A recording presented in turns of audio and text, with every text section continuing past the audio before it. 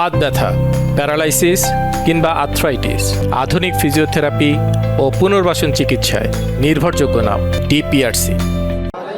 প্রিয় ভাইরা, আপনারা জানেন এই মাসের 21 তারিখে আমাদের প্রিয় ভাই সাইফুল্লাহ ভাইকে হত্যা হয়েছে।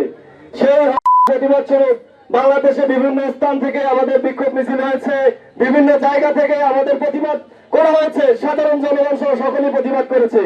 কিন্তু এই বাংলাদেশের বর্তমান সরকার এবং সরকার দলীয় যে মন্ত্রী প্রশাসন আছেন তারা এই ব্যাপারে কোনো প্রকার পদক্ষেপ নিচ্ছেন না। আপনারা জানেন আমাদের কোন ছাত্র শিবিরের ভাইয়ের গায়ে যদি আঘাত আসে, আমাদের কোন ভাই যদি আহত হয়, তাহলে আমাদের হৃদয়ে আমাদের ভাই যেমন আঘাত পেয়েছে আমরা তেমন হৃদয়ে আঘাত পাই।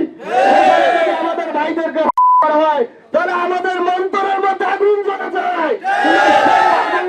সেই আগুন আপনাদেরকে দেশবিত করার আগে আপনাদেরকে সাবধান করে দিচ্ছি, এই যে ভাইকে আমাদের হত্যা করেছে সেই ভাইয়ের খুনিদের অবশ্যই বিচার করতে হবে। ছাত্র শিবির হচ্ছে একটা সমুদ্র, এই সমুদ্রে যদি ঝড় ওঠে তাহলে সেই ঝড় ভয়ঙ্কর ভূমিকম্প, ভয়ঙ্কর জলকম্প, ভয়ঙ্কর বন্যার সৃষ্টি করে আশেপাশে সব ধ্বংস করে দেয়। আমি আপনাদেরকে আবার সতর্ক করছি, এই গতকালকে ছাত্রদল দ্বারা সিদ্ধেশ্বরী কলেজে আমাদের ভাইদের উপর হামলা হয়েছে। একটা ছাত্র সংগঠন নিজস্ব কোনো দলীয় কর্মসূচি নেই, খালি মিছিল এবং তাদের ক্যাম্পাসে শোডাউন ছাড়া অন্য কোনো ক্যাম্পাসমূলক অন্য কোনো ছাত্র কল্যাণমূলক কোনো কাজ তাদের নেই। যখনই তারা দেখতে পাচ্ছে ছাত্র শিবিরের প্রতি সাধারণ ছাত্ররা আকর্ষণ হচ্ছে, ছাত্র শিবিরের প্রতি সাধারণ ছাত্রগণ, সাধারণ শিক্ষার্থীরা আছে, তখনই তারা আমাদেরকে বিভিন্ন জায়গায় বাধা দিচ্ছে। আমরা বলতে চাচ্ছি আমরা ছেড়ে দেয়, কিন্তু আমরা ছাড় দেই না, আমরা ছাড় দেই না। আমরা অনেকবার প্রতিরোধ, আমরা অনেকবার নিন্দা জানিয়েছি, কিন্তু আমরা এবার অবশ্যই প্রতিরোধ এবং প্রতিশোধ দুদিকে ইনশাল্লাহ আগাবো।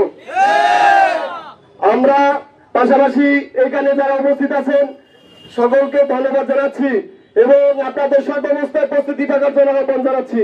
যখন ইসলামী ছাত্র শিবির থেকে ডাক আসবে আমরা আমাদের সর্বশক্তি দিয়ে মাঠে নামবো ইনশাল্লাহ। আপনারা জানেন গত 21 তারিখে সন্ত্রাসী দ্বারা আমাদের প্রিয় সাইফুল্লাহ ভাই শহীদ হয়েছে। আমরা এর তীব্র নিন্দা এবং প্রতিবাদ জানাই। আমরা লন্ডন থেকে আসা প্রবাসীকে বলতে চাই, আপনি সেই বলেছিলেন এই হবে প্ল্যান, আমরা দেখেছি আপনি প্ল্যান করেছেন ভোট চুরি করার মাধ্যমে ক্ষমতায় যাওয়া।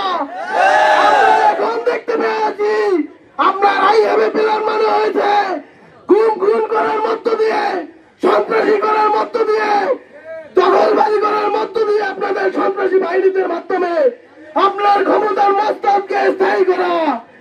আমরা স্পষ্ট মাত্রায় বলতে চাই আপনি সতর্ক হয়ে যান।